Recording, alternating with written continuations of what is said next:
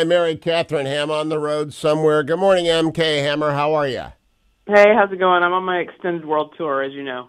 I know, and it's always going on. You're like Tina Turner. You just keep going. And so, can you sing "Proud Mary"? I just want to know if you're going to be able to step into those big shoes.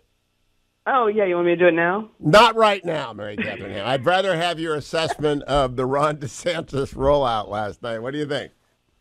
So I thought that the Twitter thing was a little surprising because it imposed risk on a situation because you're not controlling the entire thing, and I think we saw the results of that. However, I think it's a tendency in politics to pant sweat over something like that, and I think that from what I can see from the campaign, they're moving forward, and he moved forward in that event and had a substantive discussion, and then went on and did the other things that he had planned to do that night. So I think if you soldier on, this does not become the defining moment. You just have to come back from it. I'll tell you what, he leaned right into it. Chris Matthews' Hardball book, which is older than you are, Mary Katherine Ham, Right. had in it the line, which I'll never forget, "Hang a lantern on your problem." And I want to play for you the quick ad. I think this is very nimble of Team DeSantis. Cut number one. He put this out within 5 minutes of the Twitter Spaces ending. Go ahead, play this, guys. Oh, our computer is frozen, so I can't do it. He leaned right into it and said, "I broke Twitter tonight, so now let's win red." That's what you need to do, Mary Katherine, is when you have a glitch. But I am amazed that legacy media, because I go to Mimi Random, where the left-wing headlines go to gather every morning, and it's like an endless, oh, what a disaster, oh, woe is Ron. And DeSantis doesn't care. He raised $1 million last night. Well, and money talks, man. If you have that to show, it will dim the memory of the other thing. So that's part of it too. Yeah, but we live online. Were you watching? Because no one knew how to use Twitter Spaces last night. Right. So everybody learned how to use Twitter Spaces. And then it was like a tough crowd at a comedy club for the first 20 minutes because everybody had a funny line and Team Trump jumped on him. But he powered through, pushed it aside, and rolled on. I actually kind of like that messaging, and I'm neutral. I thought Trump did good messaging. I thought DeSantis did good messaging. Generally speaking, there's a winner here. But tell me, do you think we'll ever talk about Twitter Spaces again? I mean, the launch. Well, I think it's going to be. He's going to have to work out the glitches before anyone else does a very high-profile event like that. Maybe he and Tucker might be having a discussion about that. Yeah. So here's my one takeaway that no one else might think about, because the RNC's got to run these debates, and you and I have both sat there at those debates, and we've seen big media roll out debates, and they know what they're doing, right? That's how they. So that might have hurt the little guys who want to run a debate that threw in a bid to the RNC, and if they're a newbie and they're coming new to the show, do you think that's going to impact the way the RNC, David Bossie and Ronna McDaniel evaluate newbies? No, I think that's a fair point, but I also think that the GOP and the RNC have a bias toward trying different things, right? Because the road is so rough with the mainstream media. That I think they're willing to take more risks than the other side is. And honestly, I think they should, but they should just stress test them before they do that. Oh, boy. If I'm David Bossie and it's my committee, and I've been doing this for 2.5 years to get ready, all of a sudden I'm looking at the newbies and saying, can I really afford to have 10 candidates on a stage and not be live for 20 minutes? Go dark. And go dark. I mean, that's got. I'm just thinking to myself, David Bossie was making notes last night. Ronna was calling him on the bat line to the bat cave and saying, David, should we rethink this order? So, Mary Katherine, what did you make of the moderation? Because the one thing I thought DeSantis was fine.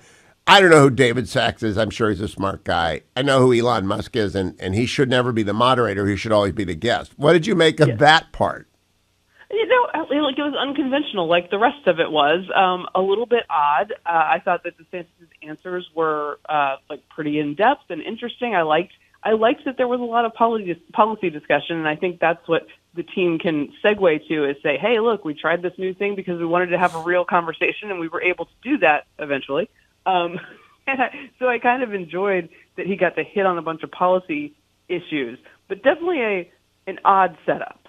I was hoping that he was going to go full Yale law geek. He got very close because he was talking about the Chevron doctrine. At one point, he said, we need to reconstitutionalize the government. That is sweet music to Hugh Hewitt's ears because it means, I love it. I know, the Fifth Amendment, overturned deference to the agencies, all that sort of, and then he backed away from the edge of going full law geek. Do you think America wants full law geek?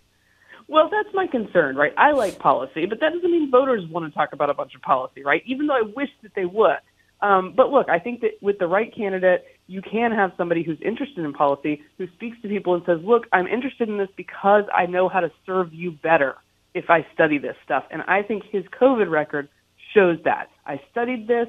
I knew what liberty was. I knew what the facts were. And I came forward with a plan that was better than what these other states did. And that's why policy matters to people. He also hinted that we need an assessment of what happened in COVID. And boy, I'm eager for this, Mary Catherine. I want to go back and know, does the federal government know how badly screwed up? Because yesterday, the Surgeon General released a report on social media. It's an important report. It's just written in Greek, and nobody can understand it. And besides, I don't know if anybody trusts the Surgeon General. Are you in a hurry to take your cues from the Surgeon General? No, thank you. So many federal agencies disgraced themselves during COVID, and I think the more damaging part is that they don't care that they did, right? Rochelle Walensky, who's on her way out now, just says like, oh yeah, we're going to reform, but her reform doesn't actually address any of the things they did wrong. Meanwhile, places like North Carolina, where the governor shut schools unnecessarily for more than, I think, 15 months down there, is declaring an emergency and abusing his powers again in order to prevent people from solving the problem with schools that he caused. I mean, it's a shocking thing what people are doing in their shamelessness after this. Let's talk about Roy Cooper for a moment. That is eye-rolling. That should turn North Carolina red forever. Their schools don't work there like they don't work everywhere else, usually in large swatches of the entire state. And so the state legislature, by supermajority, overriding his veto, passes school choice so the money follows the student. I don't know what he's going to do with a state of emergency. I thought it was the clownish move of the year. What does he do with a state of emergency, Mary Catherine? I think he's just like making waves, but he's also abusing his power. And by the way, if this was a Republican governor, you would hear nothing but this on the national news. And here's my thing about the people who complain from the left that school choice is going to mess up public schools. The job was done by you guys. The job was done by you guys in school closures, and it hurt a bunch of kids, and people understand that they need an escape hatch better than they've ever understood it before. And you didn't serve them. You chose not to serve them. I was in one of the districts that was closed for more than a year, and people need tools to escape from that. So when they say you're messing up public schools, you already did the work, my friend. That wasn't us. Yeah. My merry band of grandkids were in England that year, the first full year of shutdown. Right. So they went to school. And they are not, they're not a year and a half. They just go to school in England because they figured it out. You know what? There might be some risk here, but we can't really say that there are. So we know there's a risk of not going to school. And now it's woe is me. What do you make of the head of the teachers union running around to Ukraine? She is our best. Is she a Republican, Randy Weingarten? Do you think she's with us? I think she's a plant. My favorite moment of 2021 before Youngkin was elected was that I tweeted, oh, please let Terry McAuliffe bring Randy Weingarten to stump for him. Yes. And I was joking. And then he did. And I was like, maybe I'm manifesting this. Yeah, and then he did. And they still don't know what happened. I have here a story scoop. Virginia Governor Glenn Youngkin reconsiders 2024 bid. Now, this was from 2 days ago. Would you welcome that, or do you want him to stay there and fix Virginia for 3 more years and then worry about national politics? I mean, I think he's skilled. I also like him being skilled in Virginia. And so I'm a little torn on this. And I also think that, like, I'm pretty open about the fact that I think DeSantis is the right marriage of someone who can marry the Trump and the suburban wings of the party. It seems fairly obvious to me that he might be the person who can do that. So I'm not sure. Like, Youngkin did it in Virginia, but he's got a much lighter touch than DeSantis, and I'm not sure it reaches the same Trump-leaning voters that DeSantis can.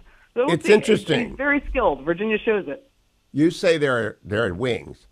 There are many wings. Right. We are like the seraphim. Yeah, there are like 6 wings, and they all kind of, and people move between. It's like a mall from my youth, where there were like 85 different hallways to go down to get to the Orange Julius. The Republican Party is a sack of marbles spilled on the floor. Does anyone bring them all together until they get the nomination? I think it's going to be very tough. And I think once the number of people in this race gets off one hand, it's going to be a lot trickier to try to consolidate.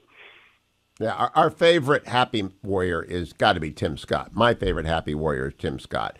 And I don't know that anybody else claims the happy warrior mantle besides Glenn Youngkin, who's not in. Maybe the vice president does. What do you make of Senator Scott's rollout?